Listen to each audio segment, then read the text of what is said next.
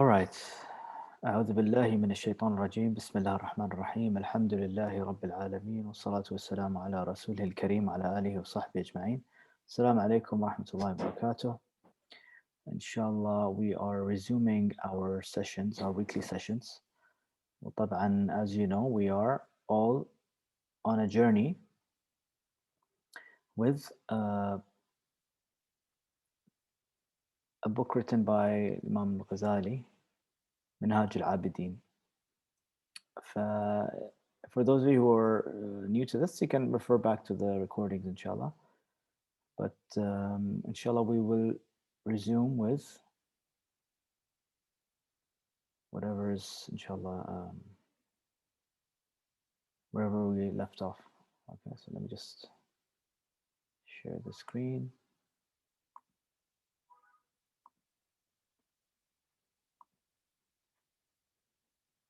Okay. If anyone has any questions before we begin? So far, طبعا we talked about العقبات السبع in general, and then we're looking at each aqaba. We finished the first aqaba, which is al-ilm. Second aqaba was tawbah, and now we are entering into the third aqaba. Before we begin, let's just recite Surah Al-Fatiha and make the intention that Allah places the light of His knowledge into your heart, inshallah.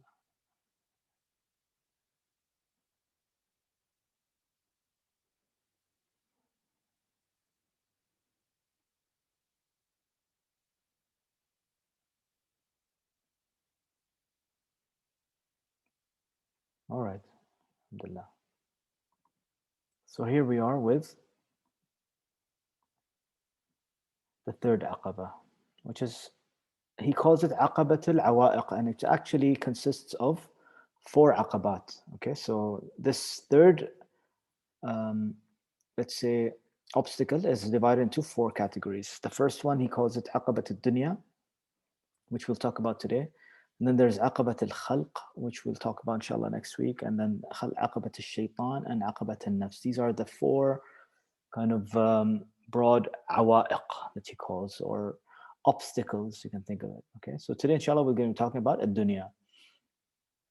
And just to give you some context of what is meant by the dunya, it's this world. And dunya in the Arabic language comes from dunu, something that's low, something that pulls you down, right?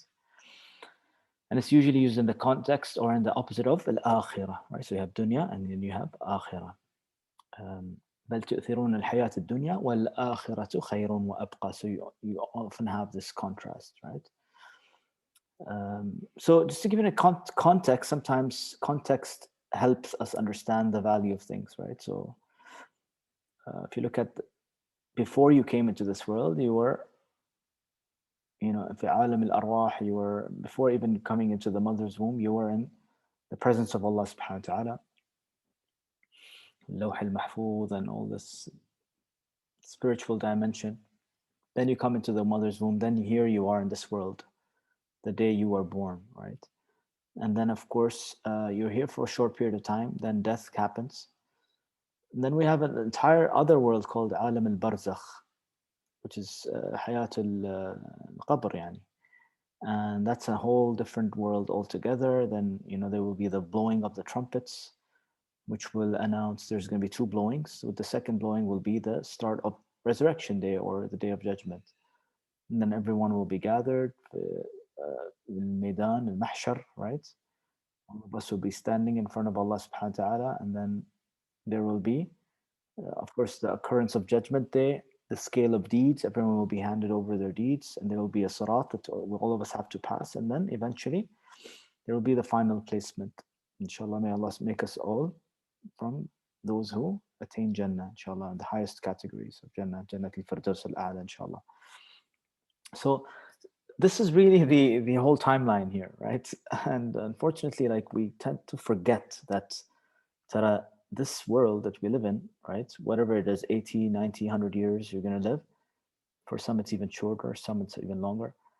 It's just a small part of, like, our whole kind of journey, right, which actually has no end, right? we had a beginning, but technically the ruh like kind of continues its journey, right? And then even in Jannah, inshallah, it's an everlasting kind of life there. But this is it. This is the context. This is the small world that, generally speaking, the Quran, Allah kind of warns us of being deluded by it, right? And so this is what we're going to talk about. How is this a awa'iq? Like, I mean, this is your life is a gift, right? But how can it be a barrier? How can it be a barrier? So that's what we're going to talk about. So al-hayat al-dunya. He says, هي الأقصر والأخطر والأعظم, right? So this is a dichotomy. Dichotomy means something that has opposite meanings, but they both fit in, right? So on the one hand, Allah subhanahu wa ta'ala wants us to realize how short this dunya is, and not to be so neglectful of the importance of this world, right? It is of great importance because this is the only chance we have to kind of, uh, do the best we can. We only have, like, the statement YOLO, you only live once. It's actually very true. You actually only live once, right? So usually the way it's used is you only live once, so live your life to the max and do whatever you feel like doing, and you know. Whereas for us, you only live once. There is accounting at the end, right? I want to be of those who uh, gets to know Allah subhanahu wa ta'ala at the highest level possible, so that my akhirah can be at the higher, because as you know, Jannah is also levels, right? So you have Ashab al-Yamin, those who pass, you have Ashab al-Shimal, those who fail, and then you have As-Sabiqun, those who actually are competing for the higher ranks in Jannah, right? So this dunya is that um, field where you're going to be playing this game, right? It's the El Maidan, you can say it also. They also call it a dunya mazra'atul akhirah. So this is where you actually plant your seeds. This is where you earn, right? And again, yani, none of what we do in Jannah and dunya is actually like from our own efforts. Everything is tawfiq from Allah subhanahu wa ta'ala at the end of the day. But technically, yani, just to put things into perspective, Allah called this life a test, and there is going to be three questions that we will be asked just after we die, yani, just after we're buried. The two angels come to us and they ask us three questions: Man Rabbuk, Ma Dinuk, Man Nabiyuk. That's it, right? And based on how you lived your life, the answers will come accordingly, right? So, who did you worship? What was your way of thinking? What was your way of life? What lifestyle did you have, right? And who did you follow, right? And those will be the questions that will determine what kind of life you lived here, right? But they call dunya like azima. Why? Because this is, they call it bab al-wusul ila Allah wa mi'raj al-ma'rifati billah. What does that mean? This is the time, because you only live once, right? So whatever years you have, let's say you enter into the age of wisdom at around 35, 40, right? Um, from then onwards, this is the opportunity you have to like get to know Allah subhanahu wa ta'ala. وَمَا خَلَقْتُ الْجِنَّ وَالْإِنسَ إِلَّا لِيَعْبُدُونَ, Allah says. And so the purpose of our existence is ibadah. And according to Ibn Abbas, what is ibadah? Is ma'rifah, right? So Allah actually created us to know Him. And so this is the only opportunity we have to know who Allah is, right? To gain closeness to Him. Based on how close we get to know Allah subhanahu wa ta'ala, based on how close we attain our you know our relationship with Allah subhanahu wa ta'ala, that will be where we end up in Jannah also. So it's the mazra'ah. It is a field where you farm, where you plant your seeds. The only thing is that you're taking it very seriously, this life, right? You're making the best of it. You're not neglecting it, but at the same time, you are not attaching yourself to it, and that's the a'iq here, right? So dunya in itself, there's nothing wrong with dunya, right? It's your heart's attachment to this world, your heart's obsession with this world is what makes it a a'iq, right? Because dunya is a blessing; it can be a means for you to gain closer to Allah subhanahu wa ta'ala, right? So it really depends on how you deal with it, how you see it, how you perceive it, right? Where you place it, right? If you place it in your heart and that's what you're attached to, then it becomes a problem. فالعائق هو تعلق القلب بالدنيا. When your heart gets attached to this temporary world, right? Where that becomes your irada, right? Irada dunya, that's the problem here. Where that becomes your goal, الهدف, that becomes your maqsad, your ghaya, that becomes, you know, your entire life is based on dunya, dunya, dunya, right? So من أجلها نعيش, so you live for it, um, you become satisfied with it, you become angry because of it, you love because of dunya, you hate because of dunya, you give because of dunya, you take because of dunya, you get close because of dunya, you turn away because of dunya, and it just consumes your day and your mind, right? All you think, yeah, before sleeping, dunya's in your mind. You wake up, dunya's in your mind, right? That's all that's happening here. And um, what is the ilaj? What is the cure for this? Is this concept of zuhd, which in a very beautiful way to summarize it is حفظ القلب من الانشغال عن طلب رضوان الله. So you're living this world, but your heart is preserved for getting to know Allah subhanahu wa ta'ala, for ma'rifah, for qurb, and for seeking Allah's pleasure, right? So you're living in this world, you're farming, you're doing whatever you can, you're going to the gym, you're dropping the kids to school, you're helping them with homework, you're cooking, you're doing all sorts of things, right? Zahiriyan, right? But this idea of zuhd is that your heart is attached to Allah subhanahu wa ta'ala, it's attached to akhirah, it's attached to love of Allah subhanahu wa ta'ala and the pleasure of Allah subhanahu wa ta'ala. That is the ilaj here. And zuhd can be defined as batinan thumma zahiran.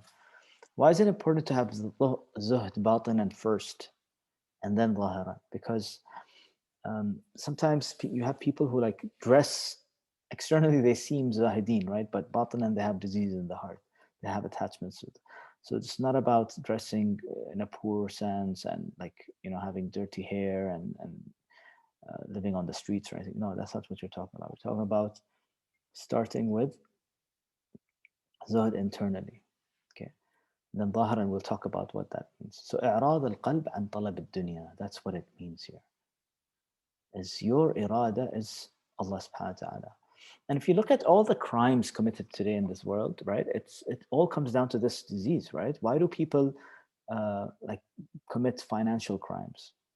It's because of dunya, right? They have attachments. They maybe are in a state of poverty where they're not, their financial needs aren't being met, so they bribe, or they take bribes, or they pay or issue bribes. They steal, they commit injustice, they cheat, they commit all sorts of acts of haram, and they maybe transgress boundaries of akhlaq and principles. Why? Just because of dunya, right? So that becomes a means for them to do all sorts of wrongdoings. Whereas this is a very important statement here. Is the true zahid is the one who his heart is settled and yastawi fil qalb wujduha wa faqduha. So when you have the goodness of this, what this life has to offer, you are you are in a neutral state, and when it's taken away from you, you are also in a neutral state. Okay, so like usually, like the average kind of person, when dunya comes, you become excited, become happy, and when dunya goes away, you become sad, right?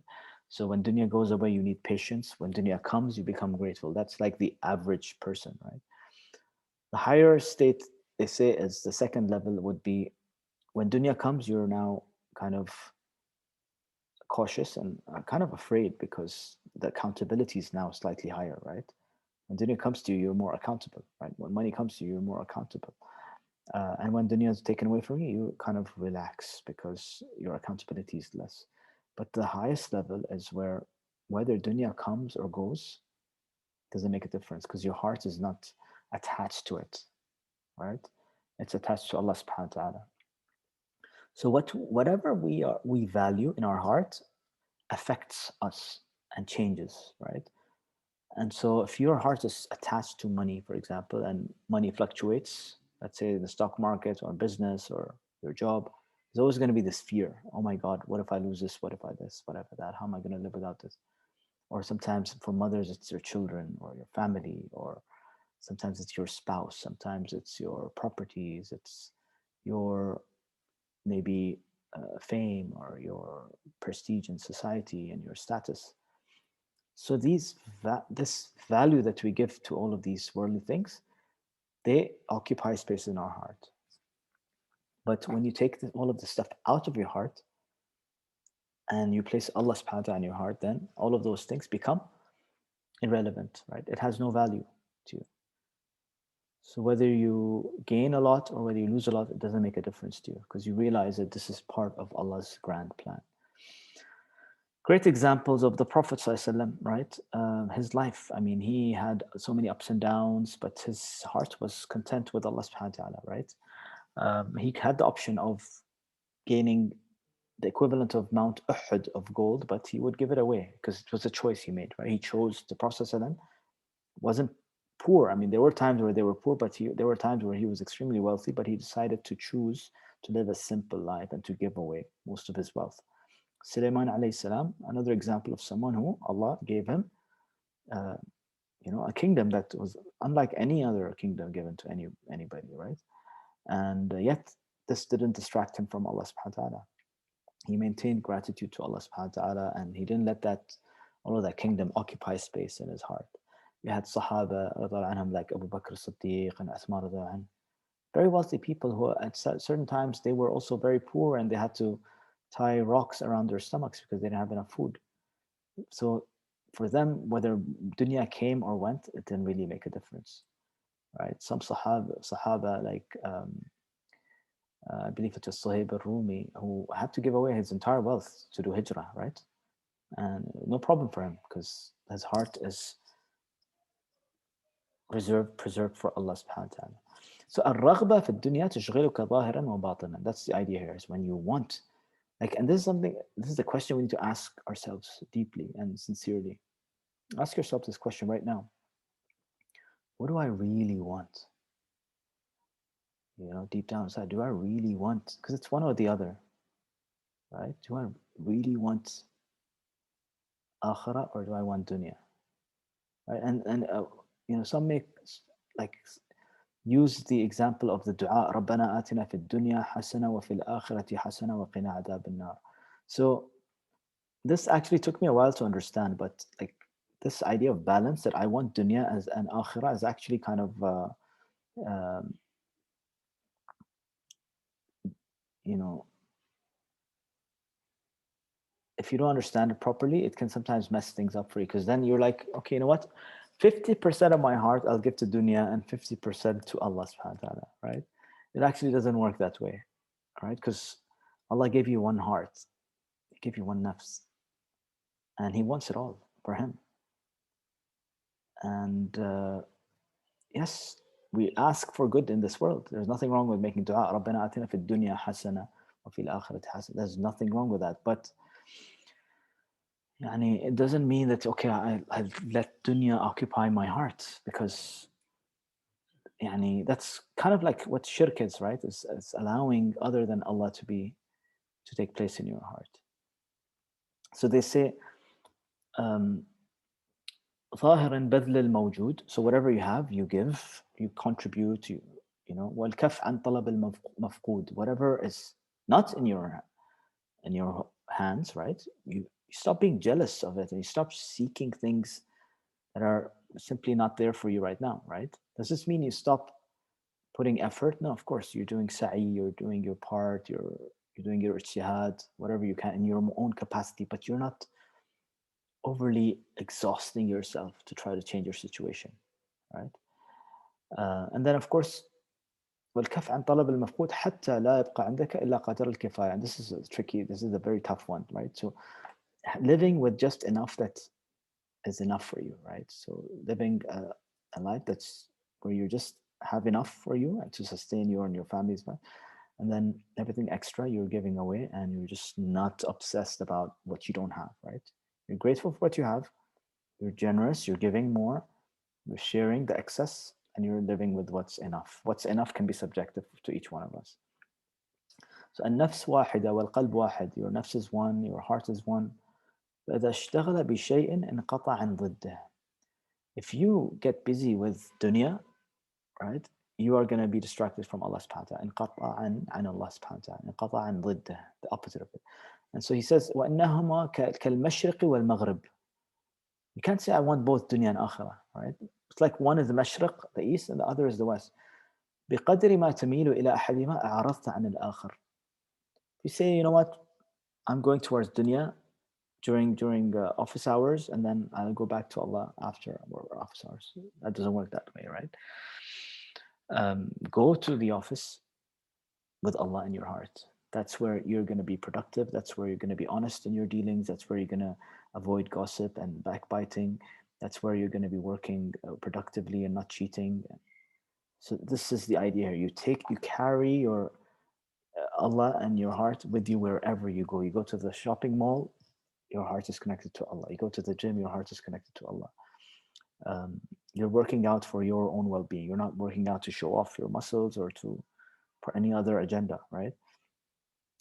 For those who are studying, you're studying for the sake of Allah, right? He told you to gain knowledge, and He gave you the faculty to gain knowledge. So you can technically be Abdullah wherever you go, right? Whatever you do. And then من أحب دنياه أضر بآخرته ومن أحب آخرته أضر بدنياه فآثر ما يبقى على ما ينفع. As the Quran says, والآخرة خير وأبقى. بل تؤثرون الحياة الدنيا والآخرة خير وأبقى. It's much better and it's longer lasting, right? So علامة الزهد, this is also an important point. علامة الزهد, what are the signs of the zahid? لا تجد عنده شيئا من الحقد تجاه من فتحت له الدنيا. لا ينتقد الأغنياء. So there are people who they always talk about wealthy people and rich people, that all rich people are bad and all people with money are corrupt and they're all thieves and they never pay their zakat. So that's a sign actually that whoever speaks this way is a sign that they have dunya in their hearts, because there's clear jealousy there, right? And all they're thinking about is the dunya that others have that they don't have. And so the sign of a zahid is he's not concerned about others. He's not judging others. People who have been blessed, he makes dua for them, and may Allah increase them in more, right? So there's no ill feelings towards wealth in general. You're not cursing money. You're not cursing. You know how some people say al-mal wasakh ad-dunya. That's not true. It's not true. It's al-mal, and wealth is a blessing. But Allah is al-qabid and al-basit. Sometimes He restricts, sometimes He opens. And in both there is hikmah, in both there is love. And we just got to trust that process, right?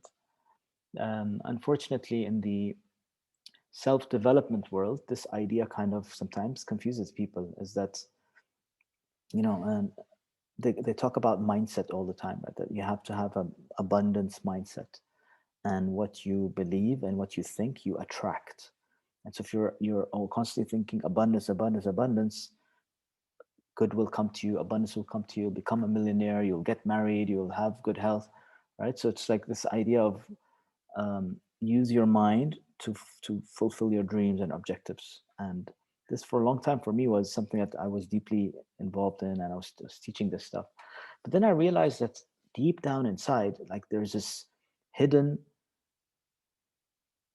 intention of anyone who seeks this path of self-development, excessively, right?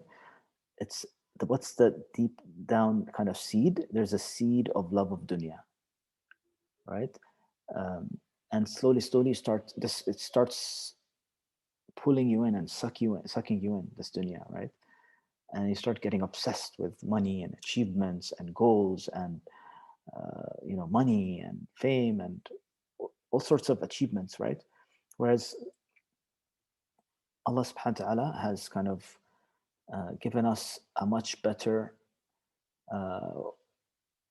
way to handle this, right? Is to kind of do your part, but then submit, right? So you're doing sa'i, but you are completely hands off of results, right? You are just accepting whatever results happen, right? So you're not obsessed with results, or you're not obsessed with your achievements. And the fikra, achievements build inside of you a very dangerous disease called ujb, which we'll talk about inshallah one day, where you become like so obsessed with yourself and your achievement, that I did this and I am doing this and I read Quran every day and I do qiyam al-layl and I do meditation and dhikr. This is a sense of ujb. You're taking credit for all these things. Whereas a true zahid is someone who gives credit to Allah subhanahu wa ta'ala, that Allah gave me the tawfiq to do this. Okay. So ترك المفقود من الدنيا ترك إرادتها واختيارها. So you let go of wanting it, right?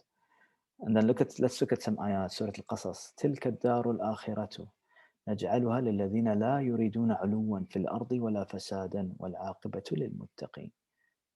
So Allah is telling us that there's these people, they don't want any علوا في الأرض. They want علو in Allah's eyes, not في الأرض, right? And nor fasad, because a lot of people in pursuit of علو في الأرض, they corrupt, they get engaged in corruption, right? والعاقبة للمتقين. The end, who are the end winners? The muttaqeen. Those who restrict themselves, those who are self-aware, self-conscious of Allah subhanahu wa ta'ala.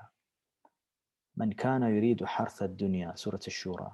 Whoever wants the fruits of this, of akhirah, نزد له في حرثه. We will give him, even in this dunya.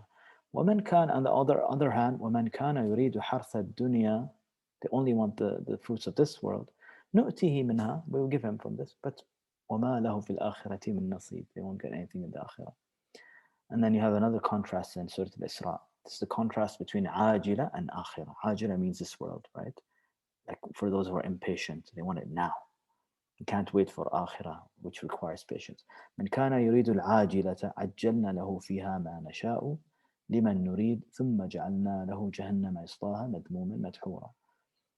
So we give them, whoever is in a rush and hurry, we give them this world. But then, as in contrast, ومن أراد الآخرة وسعى لها سعيها وهو مؤمن فأولئك كان سعيهم مشكورا. So notice, those who want akhirah, they're doing sa'i. They're not just sitting in the mountains doing nothing. They're doing sa'i for akhirah. Notice, وسعى لها, not sa'i for dunya. سعى للآخرة. So you're doing sa'i in dunya, but for what? For your akhirah. And وهو مؤمن. And so their state is, there's iman in their heart.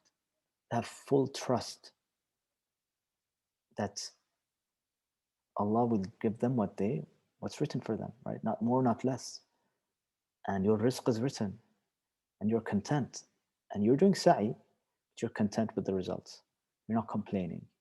Your heart is content with Allah. Whether He takes from you, whether He gives you, doesn't change anything. You are resilient. And so one of the ways to cure this also is with dhikr and fikr, thinking and doing meditation and understanding and internalizing this reality that this world is قلة غناها وكثرة عناها. That it is, and whatever money you make, right? There's always going to be someone who made more money than you, right? كثرة عناها. There's, everyone is going through some sort of difficulty. Every one of us on this call is going through some sort of difficulty. This is what this dunya gives you. سرعة فناها. Your life will be over very soon. And خست شركاؤها. And look at the people who are obsessed with this world. Look at what miserable lives they're living, right? So these are all ways for us to kind of contemplate that why am I being obsessed with this dunya, which isn't worth it. So you sell your dunya for akhirah. And then some ahadith of the Prophet said, لو كانت الدنيا تعدل عند الله جناح بعوضة ما سقى كافرا منها شربة ماء. So dunya in the eyes of Allah is not even equivalent to like a mosquito's wing. That's how insignificant it is. Okay, and then ألا إن الدنيا ملعونة ملعون ما فيها إلا ذكر الله تعالى وما والاه وعالما ومتعلما. So here in this hadith, there's actually a curse of this dunya, right? And again, you don't need to understand this as, okay, everything about dunya is bad, but Illa dhikrullah explains this idea is that anything that does not contain Allah's remembrance and fulfilling your purpose, which is ibadah, right, is wasted, honestly. And then inna dunya hulwatun khadira. It's nice, it's beautiful, it is attractive, right? وَإِنَّ اللَّهَ مُسْتَخْلِفَكُمْ فِيهَا. Allah has made you responsible over it. You're the Khalifa of it. فَيَنْظُرُ كَيْفَ تَعْمَلُونَ. He will see what you do with it. فَاتَّقُوا الدُّنْيَا وَاتَّقُوا النِّسَاء. Like, be careful of dunya and be careful of nisa. Here um, an address to the men, right? اتقوا النساء فإن أول فتنة بني إسرائيل كانت في النساء. One of the first trials of Bani Israel were women. So here it's an added responsibility over males to take care of their women and to um, give them their rights and honor them. And then Surah Al-Baqarah, ayah number 212. زُيِّنَ لِلَّذِينَ كَفَرُوا الْحَيَاةُ الدُّنْيَا وَيَسْخَرُونَ مِنَ الَّذِينَ آمَنُوا. So notice زُيِّنَ. Shaitan makes it beautiful to these people, right? Hayat dunya, this low life, this life where you're just following your shahawat and desires and ghafla, right? Like you're forgetful of Allah subhanahu wa ta'ala, forgetful of akhirah, forgetful of your purpose. وَيَسْخَرُونَ مِنَ الَّذِينَ آمَنُوا. They're making fun of those who, like, have iman and those who are connected to Allah and akhirah and Quran and love of the Prophet sallallahu alaihi wasallam. They're making fun of them, these people. وَالَّذِينَ اتَّقَوْا فَوْقَهُمْ يَوْمَ الْقِيَامَةِ. Allah says, those who have taqwa, they are above them on the day of judgment. وَاللَّهُ يَرْزُقُ مَن يَشَاءُ بِغَيْرِ حِسَابٍ. And Allah gives and provides to whom He wills without accounting. And another place also this concept of زُيِّنَ, right? زُيِّنَ لِلنَّاسِ حُبُّ الشَّهَوَاتِ. This love of desires. من النساء, women, والبنين, children and assets, والقناطير المقنطرة من الذهب والفضة, jewelry and gold and silver, والخيل المسومة. Back in those days it was branded horses, now it's branded cars. والأنعام, cattle, والحرث, agriculture and all sorts of land, right? ذلك متاع. Allah says all of these things. ذلك متاع الحياة الدنيا. It's just extra stuff for this world. Wallahu عنده حسن المآب. What Allah has is much, much better for you, right? So to conclude, what is the idea about zuhd is in our, like, it's not a tab'a, right? It's a basira. So you need to see this world as, dunya is designed to be beautiful, right? But for those who have basira, those who have insight, they see the reality of it, right? They see that this is a deception. So they don't fall into the trap. At the same time, الدنيا قد تكون قربة. It can be a means for you to gain closeness to Allah when you look at this world as an opportunity, as a blessing. You look at the creation of this earth and its beauty, and you reflect on Allah's creation, and you do tafakkur, and Allah praises those people who do this, right? So absolutely, this dunya can be a way for you to gain closeness to Allah subhanahu wa ta'ala. So some questions to ask yourself, right? How do I make sure I have the right balance? هل يحزنك فقدها? When Allah takes away something from you from this world, does it sadden you? Right? If it's someone close to you who passes away, or if it's wealth that goes away from you, or if it's someone that disappointed you, or if it is the loss of a friend, the loss of a person that means a lot to you, if it's disappointment at workplace or in the business or health, does it sadden you? هل تقبل تحصيلها بالحرام? Do you end up doing haram things to compensate for things that are taken away from you? ما رأيك في من عندهم الخير? Ask yourself, what do you think of those who have blessings and those who have been blessed with, or you perceive that they've been blessed with a lot of good, right? Does it bother you that other people are living a comfortable life, right? And trust me, it's a delusion, right? Nobody's living a perfect life. Everybody has their own issues. But does it make it heavy for you to see other people being happy with wealth, with health, with family, with love, with relationships? Or are you making dua for them and being happy for them? So a zahid is someone who, for them, wealth and poverty and poor people, rich people, they don't make a difference between the two, right? Because they realize that Allah has given both equally, right? Or in a balanced way. Allah has given both. What's problematic is when you give more, like, this idea of maslaha, I'll be friends with the rich people because there's more dunya to make from them. Whereas the fuqara, no, I don't want to socialize with them. They're not going to benefit me anything, right? So that's something you want to be careful of. What is zuhd al-awam? The zuhd of the awam is to stay away from haram, they say, like the general kind of zuhd. The zuhd al-khawas, the special people, is to be zahid in the fudul, in the extra things. So you're giving away the extra things. As for the zuhd al-arafin, it's be kul ma siwa Allah, that you take away from your heart everything other than Allah subhanahu wa ta'ala. So this was just, you know, some reminders for myself and everybody here about the first a'iq, which is dunya. As you can see, it's a pretty big one, right? It's actually the roots. The Prophet ﷺ once described how, like, people, Muslims, there will come a time where Muslims will be, so weak. And the Sahaba asked, like, why, Ya Rasulullah? Are they going to be small in number? He said, no, no, no, you're going to be plenty in number, but you're going to be uh, weak like the foam of the sea.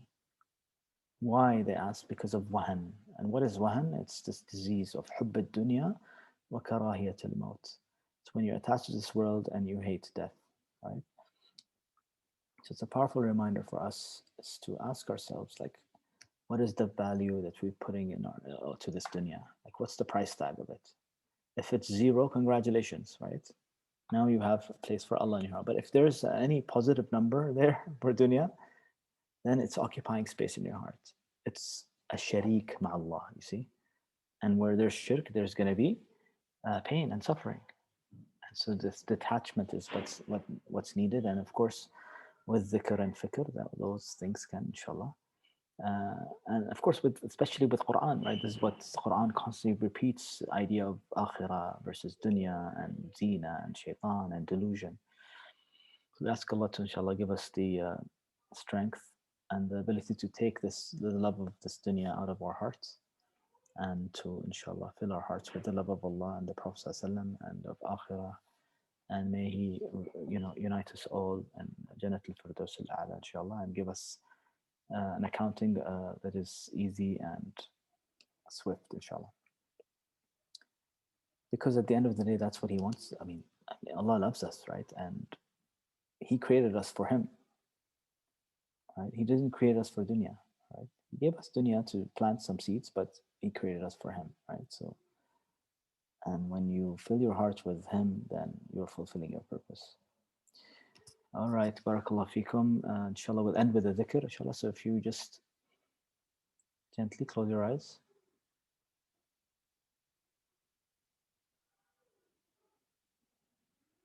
Take a few deep breaths.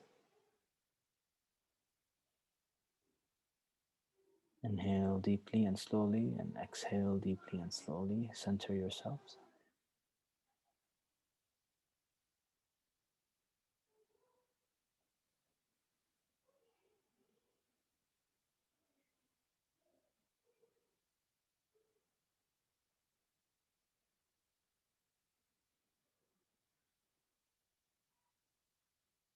Inhale cool light, exhale dark smoke.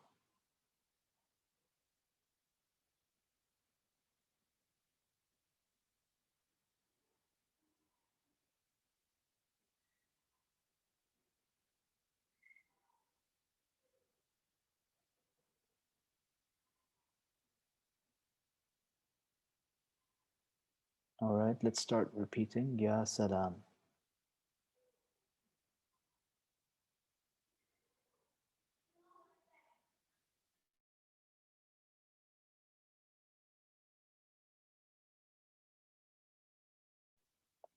Allah is the source of your peace.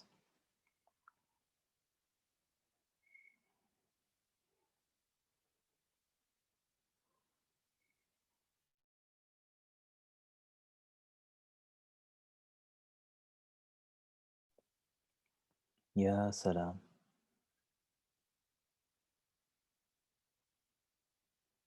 Surrender to this feeling.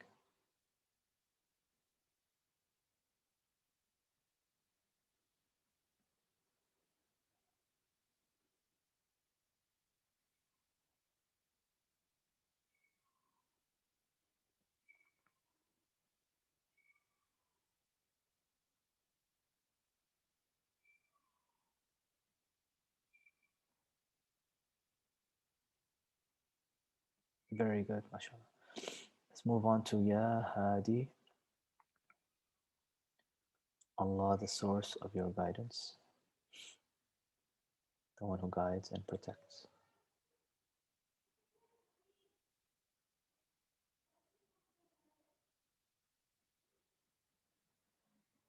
You are not alone.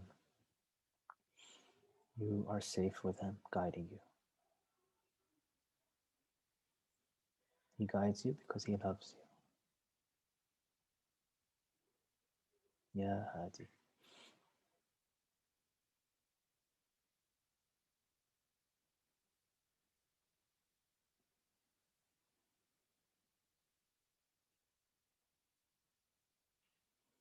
Ya Hafiz. Let's end with this one.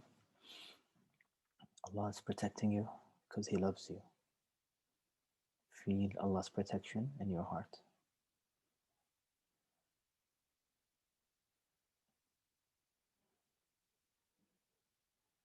And with His protection comes strength and courage. Ya Hafiz.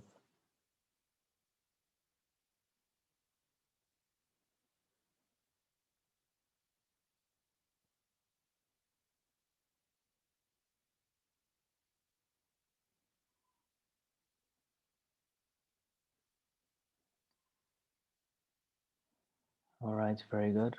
MashaAllah. All right, that's all for this week.